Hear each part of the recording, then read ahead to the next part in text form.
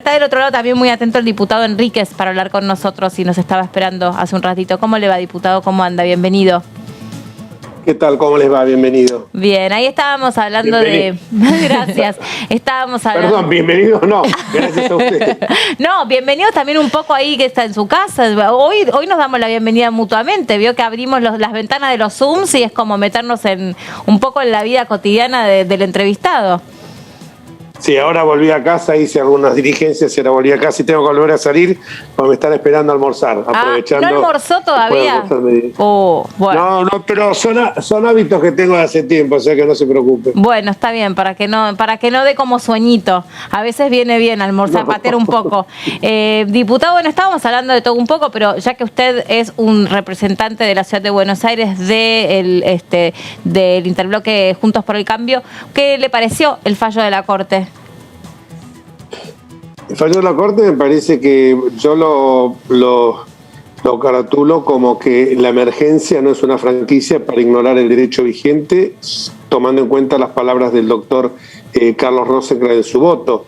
El fallo reafirma un federalismo de concertación al que estamos muy poco acostumbrados los argentinos, reafirma la autonomía de la Ciudad de Buenos Aires y por supuesto también reafirma el derecho a la educación que tiene cada una de las jurisdicciones, porque lo venimos diciendo del primer día y lo han dicho reiterados fallos de jurisprudencia de distintos tribunales, que la organización escolar incumbe a cada jurisdicción. La Argentina es un país federal, no es un país unitario, y en consecuencia la sentencia lo que hace comienza afirmando el estatus de la Ciudad de Buenos Aires, conforme al artículo 129 de la Constitución Nacional, que señala claramente que la Ciudad de Buenos Aires es autónoma desde 1994, desde 1996 tiene su propia constitución en la que estuvieron todos los sectores políticos representados. Estaba desde el entonces vicepresidente de la República Carlos Rucauf, Aníbal Ibarra, Eugenio Raúl Zaffaroni, que tanto hoy se habla de él, toda la gente del radicalismo, destacadísimos constituyentes, entre los cuales tuve el honor de participar, y ahí se determinó claramente que la Ciudad de Buenos Aires es equiparable a una provincia, es una de las 24 jurisdicciones del país, es una ciudad constitucional federada. La Ciudad de Buenos Aires va a seguir mandando sus representantes al Congreso Nacional, aunque deje de ser capital de la República Argentina, porque es ciudad, provincia permanente, capital transitoria. Y por supuesto también está todo el tema que la principal obligación del Estado, sea en este fallo, es atender justamente la educación, porque lo dice pero clarísimamente, la educación primero, después vendrá el progreso y por supuesto vendrá todo el tema económico, pero si no hay educación igualadora de oportunidades que generó esa famosa movilidad social ascendente de la que tanto se habla y que permitió que nuestros abuelos inmigrantes, en muchos casos como mi abuela analfabeta, permitieran llegar a estas tierras y con una educación sarmientina. Por eso el uniforme era blanco, el guardapolvo era blanco, porque todos los chicos tenían que ir igual al colegio. Por eso la única manera de poder lograr el progreso y el bienestar económico es a partir de la educación. Y por supuesto también determina, conforme a pronunciamientos que vienen de antaño de la Corte Suprema, como el fallo Plaza de Toros, fíjese a lo que me remonto, cuando en Argentina cuando había Plaza de Toros acá, y fallos mucho más recientes, determinó que el poder de policía en materia sanitaria estaba reservado a cada una de las jurisdicciones. Entonces yo creo que los poderes de las provincias son la regla, mientras que los de la nación son poderes absolutamente restringidos y ninguna pandemia puede justificar restricciones absolutas de derechos. Sí, por supuesto, cuidar el aspecto sanitario. ¿Qué es cuidar el aspecto sanitario? No quiero yo volver, porque la verdad que, miren, yo le voy a decir la verdad, hoy lo escuché al presidente, y yo no quiero volver más sobre el pasado, pero me obligan. Me obligan, ¿sabe por qué? Porque constantemente dicen que los porteños somos los que trajimos el virus a la Argentina, y el virus a la Argentina vino de Ezeiza. ¿Y saben por qué vino de Ezeiza? Porque el gobierno nacional, la primera medida sanitaria que tomó, ¿saben cuál era? Que uno hacía una declaración jurada donde decía que no había COVID, que no tenía COVID, que no tenía síntomas de COVID.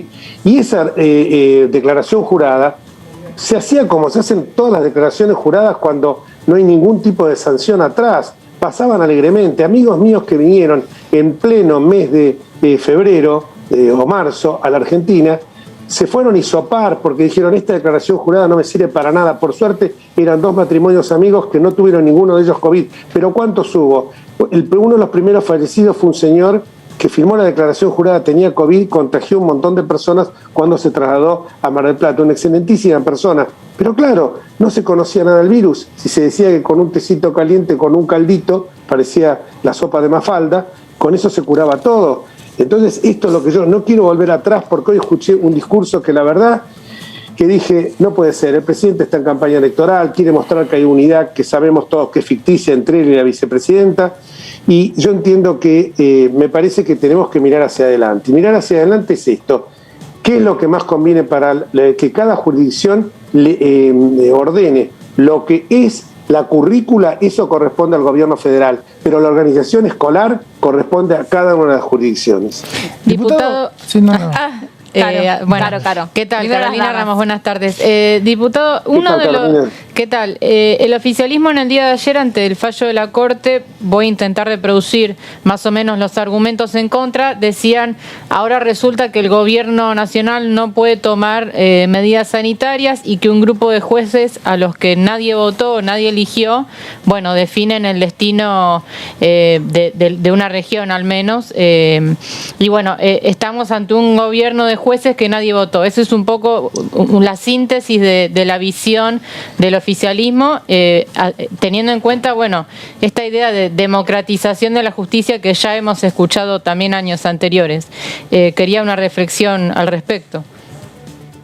Teléfono para el presidente, la vice, Cafiero y compañía. Hay una constitución del año 1853, reformada sucesivamente, cuya última reforma es 1994. Esa es nuestra carta de navegación. Eso es lo que nosotros tenemos. Ahora, lamentablemente, si son abogados, bueno, en el caso de Cafiero no sé qué es, pero en el caso de los otros que son abogados, la verdad que es lamentable escuchar esto. Es lamentable hablar de que no puede legislar sobre una región. Claro que no, chocolate por la noticia. El artículo 124 de la Constitución habla de regiones, pero ¿cómo habla de las regiones? Cuando las regiones se concertan entre ellas por pactos interprovinciales. Acá no existe eso. Aquí existe alguien que mano militar, y para paliar la inoperancia que tiene el gobierno de la Ciudad de Buenos Aires con Kicillof y con Goyán a la cabeza, ¿qué hace? Mezclémonos todos en la misma bolsa, y es como el famoso cuento del elefante, ¿no? Si uno quiere pasar desapercibido un elefante en la calle Florida, tiene que llenar la calle Florida de elefantes. Entonces, eso por un lado. Por el otro lado, me hablan de democratización de la justicia. La justicia es democrática. Hoy tenemos incluso un Consejo de la Magistratura donde hay una predominancia brutal del poder político. ¿Quién elige a los funcionarios? ¿Quién tiene preeminencia? ¿Quién eligió de los 5 jueces de la Corte? ¿Quién eligió a los doctores Hayton, al doctor Maqueda y la mayoría del tribunal, y al doctor Lorenzetti? Fueron designados durante el gobierno del gobierno kirchnerista. ¿Quién tenía mayoría? 2/3 de la Cámara para que ellos fueran miembros de la Corte. Por supuesto que el gobierno kirchnerista. Ahora, lo que pasa es que cuando no fallan como a mí me gustan, yo salgo gritando lawfare y yo digo, esto nadie los eligió. ¿Cómo nadie los eligió? Los eligieron de forma indirecta, pero por supuesto que el Consejo de la Magistratura contempla estamento de los jueces, estamento de los abogados de la matrícula, que también son elegidos por sus propios pares, y por supuesto el brutal componente político que es representantes del Congreso y representantes del Poder Ejecutivo, y un representante académico que generalmente responde también al Poder Ejecutivo. O sea que a mí, cuando me viene con la justicia, ya es democrática per se. Ahora, si queremos votar jueces, bueno, eso es otra cosa. Queremos democratizar, hacer una justicia no democrática porque ya es democrática. Desde 1853, en esa carta de navegación que se llama Constitución Nacional, existe el juicio por jurados, pero todo el mundo le tiene miedo. ¿Hace cuánto que venimos preconizando el juicio de jurados para las causas graves, como por ejemplo femicidios, como por ejemplo causas de corrupción, hace muchísimos años? O sea que lo que está diciendo ese documento que vi ayer es simplemente un panfleto que parece escrito no por abogados, porque evidentemente ahí intervino Vilma Ibarra, intervino el propio presidente, que se jacta siempre de ser profesor universitario. Me parece que hay algunos temas de derecho constitucional que los ignoran. Pregúntenle a Zaffaroni, que fue uno de los redactores de la Constitución de la ciudad de la reforma del 94, y trabajamos juntos con Eugenio Raúl Zaffaroni, que es un poco el gurú que tanto admira el kirchnerismo, y que dicho sea de paso, las 2 veces que asumió como magistrado de la Nación, las 2 veces no juró por fíjese qué paradoja, por la Constitución, sino que juró por el Estatuto del Proceso de Organización Nacional en la época del proceso y por el Estatuto de la Revolución Argentina en la época de Onganía. Fíjense qué paradoja, ¿no? Alguien que habla tanto, bueno, está bien, critica la Constitución porque evidentemente para él es un papel escrito que puede ser suplido por un bando militar. Diputado. Entonces yo creo que estas cosas hay que hacerlas con prudencia. Sí. Diputado, queda claro en el fallo que la Ciudad de Buenos Aires tiene autonomía, eso creo que tampoco estaba tanto en discusión. Hoy hablábamos con algunos legisladores oficialistas y me parece que no es un tema que hoy pueda generar un debate de ahora en más, pero lo que sí genera debate, y no me queda claro del fallo y le quiero preguntar, es en qué condiciones un gobierno nacional puede tomar medidas sanitarias respetando estas autonomías. Y le cambio la pregunta: ¿qué pasa si estas medidas sanitarias no son respetadas por las provincias y tiene que asistirlas el gobierno nacional en desmedro de las demás? ¿Cómo se manejan esas situaciones? Bueno, en primer lugar, todo el mundo dijo, me sorprende que legisladores oficialistas ahora estén diciendo que no estaba en tela de juicio la autonomía, porque justamente el libelo, porque no fue un panfleto político que presentó el procurador del Tesoro, Carlos Zanini. ¿Sabe lo que pasa? Sigo hablando y la verdad que no quiero hablar de esta manera tan peyorativa, pero me obligan a decirlo. Ahí cuestionaron la autonomía, cuestionaron que la Corte no tenía competencia originaria para intervenir en este tema porque no era entre 2 provincias, entre la provincia y la Ciudad de Buenos Aires. O sea que se refirieron, ahora no lo discuten, pero hasta hace 48 horas atrás ante el fallo lo discutían. En segundo lugar, ante una crisis sanitaria, por supuesto, hay remedios, pero esos remedios tienen que pasar por el Congreso. No puede legislar alegremente por el 99, inciso 3, que le tiene vedada las 4 materias que son... Pero no hay ninguna materia vedada lo sanitario, diputado. Son 3 materias vedadas y lo sanitario no está vedado. Son 4, pero ¿me deja terminar? Sí. El 99, inciso 3, veda esas 4 materias, pero además dice, siempre y cuando el Congreso no estuviera en sesiones ordinarias. Creo que desde el 1 de marzo del año pasado hasta diciembre estuvo en sesiones ordinarias, y después de diciembre estuvimos hasta marzo en sesiones extraordinarias. Podría haber pasado por ahí. Usted me dice después que el gobierno nacional que vaya en auxilio de las provincias, me parece perfecto, pero esto siempre en el marco de un federalismo de concertación, Diputado. No en el marco del federalismo de la zanahoria y el látigo. Te doy si vos te sometés al poder central. Sí, por un lado, tal vez se trate de una contradicción, tal vez de una estrategia, y en este sentido le pido cuál es la mirada desde el espacio que usted integre, pero también con su experiencia. Porque por un lado, los congresistas, los parlamentarios piden ejercer la función de contralor, tener una revisión de cada una de las decisiones que toma el Poder Ejecutivo Nacional, pero por otra parte hoy se reunió la bicameral que pretendía analizar este decreto de necesidad de urgencia o trabajar sobre este decreto de necesidad de urgencia, y ustedes, bueno, no usted concretamente, ¿no?, pero el espacio que usted integra no participó. Entonces, más allá, ahora usted me dice por qué y demás, pero digo, ¿qué cree que puede desprender de toda esta cuestión el ciudadano de a pie? El ciudadano de a pie tiene que entender claramente que por sobre... a veces uno es tan claro, el ciudadano de pie tiene que entender que nosotros tenemos un plexo normativo de base que rige nuestras conductas, al que nos tenemos que sujetar, que se llama Constitución Nacional. Desde la época de Rousseau es el contrato social que todos los pueblos, todas las naciones del mundo plasman para tener una carta de navegación, como le decía recién, cuando que la gente sepa que me tengo que sujetar a estas normas. Y estas normas, la norma madre es justamente la Constitución Nacional. ¿Por qué no se fue al tema del decreto de necesidad de urgencia? Muy simple, el fallo de la Corte es clarísimo. Ya ese decreto de necesidad de urgencia, por un lado, no existe, pero por el otro lado también, por el lado al cual se refiere el fallo, pero por el otro lado es clarísimo que ante un pronunciamiento tan contundente es obvio que si vamos nuevamente a la justicia, que vamos a tener que ir si es necesario, obviamente, digo vamos porque seguramente van a haber alguna asociación que defensoras de la democracia y la república que lo van a hacer.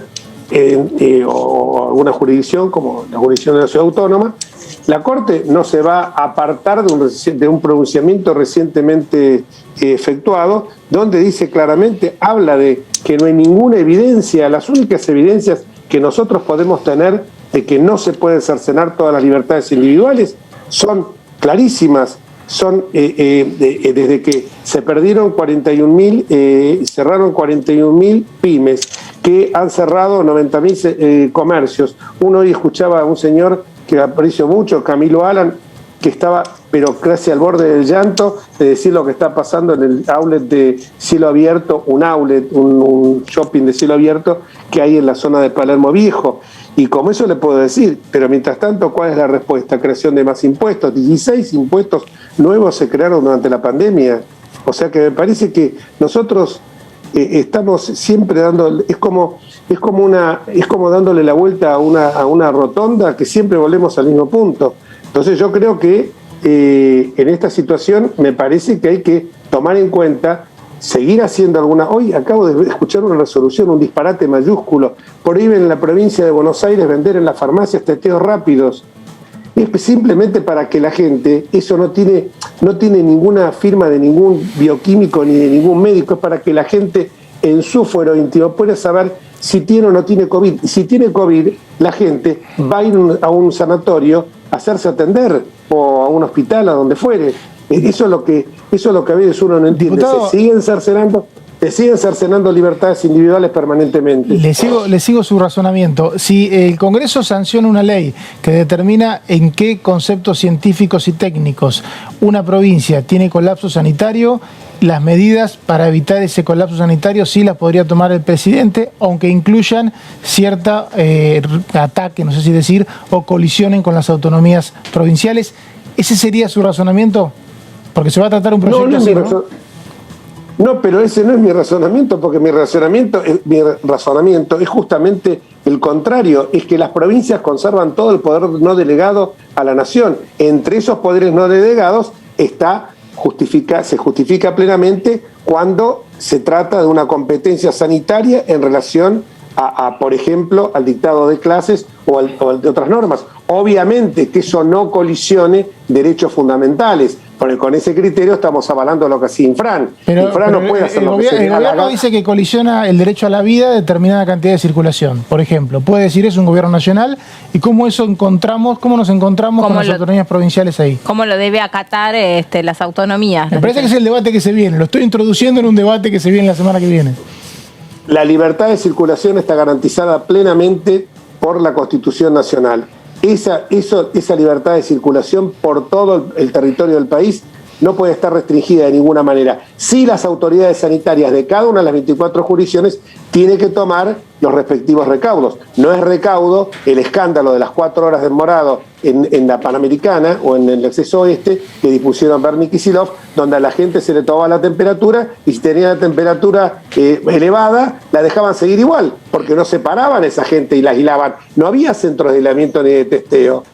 Ahí, ni tampoco, y cuando uno decía tiene que ir a su casa, como me dijo un amigo mío, sí, me dice, ¿qué pasa? Preguntó si tengo fiebre. Me encuentra con temperatura de más de 37 grados, tiene que ir a su casa. ¿Y a dónde se cree que estoy yendo? Claro. ¿Se cree que estoy yendo a pasear? No, bueno, entonces por eso digo, pero para salir hay que tener un certificado. Sí, bueno, pero se está refiriendo a para salir hay que tener un certificado cuidado. No, perdón, entre las 6 y las 20 no tiene ningún certificado. A mí me lo piden, yo salgo, tengo que mostrar que voy a trabajar. Bueno, ¿Pero vos usas el transporte público o usas tu auto particular? Sí, no, bueno, pero para él se está refiriendo a los que usan el auto particular. ¿Para el transporte particular o que para el que va caminando por la calle o el que va en bicicleta? Yo no uso transporte público porque camino o ando en bicicleta. Claro. Es muy deportista el diputado Enríquez. ¿Te acordás que nos dijo que corre sin barbijo? Sí, no. Sé, una maratón, no sé cuánto corre. No. Le voy a decir...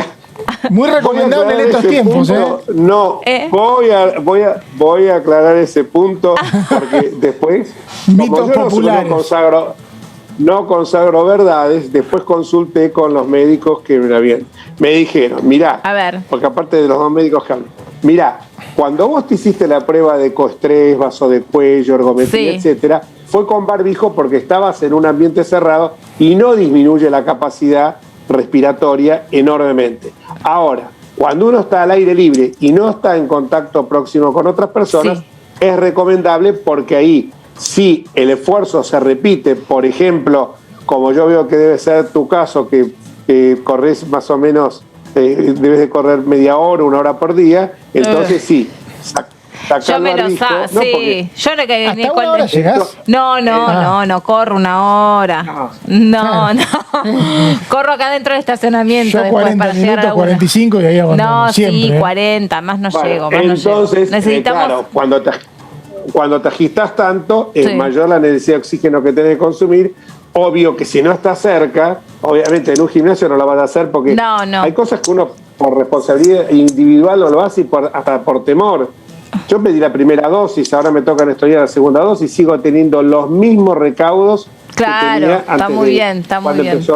Igual nosotros... quiero decir que después de la nota que hicimos con usted, bueno, tomamos esto como un indicador. Le preguntamos a todo el mundo, ¿hace deporte? Sí, todos son re deportistas los diputados. El que no es basquetbolista es ciclista, el otro no. Todos tienen, bueno, de algo hay que despejarse un poco la cabeza también, con el deporte principalmente. Seguro. Eso es muy sano. Bueno, le agradecemos mucho, diputado, que haya conversado con nosotros otra vez. Le agradezco a ustedes y a veces si me pongo un poco vehemente porque uno trata de mirar hacia adelante. Cuando ve las situaciones estas y se sancionemos leyes que realmente palíen la situación que está pasando la gente. No. Por eso quería con el tema del barbijo cuando uno corre, por eso te agradezco que me hayas sacado el tema porque en cierta medida no, cuando lo dije de esa manera tan tajante, estaba cometiendo un error porque evidentemente al correr mucho es mayor la cantidad de oxígeno. Yo porque lo hice tomando en cuenta nada más que un ejemplo de laboratorio, de un estudio médico. Obvio. Y que cuando corro tengo el barbijo, pero la verdad que el tipo me dijo, dice, bueno, correr, no debes correr, caminás 1 hora, 1 hora y media, pero correrás 20 minutos, pero 20 minutos por ahí. Al trote no es tanto, pero si ustedes que son más jóvenes corren más, no me hagan caso lo que les dije.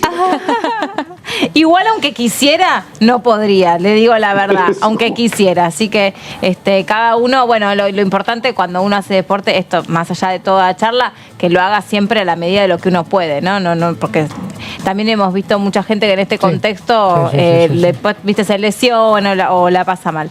Bueno, diputado, le mandamos un saludo grande. Que esté muy bien. Gracias a ustedes por dejar aparte emitir nuestras opiniones en forma absolutamente independiente, que eso es muy loable en este tiempo, tanto de un lado como del otro, les digo. Sí. No, pongámonos en el medio. Gracias. Bueno, es el objetivo de esta pantalla, escuchar todas las voces. Gracias a usted.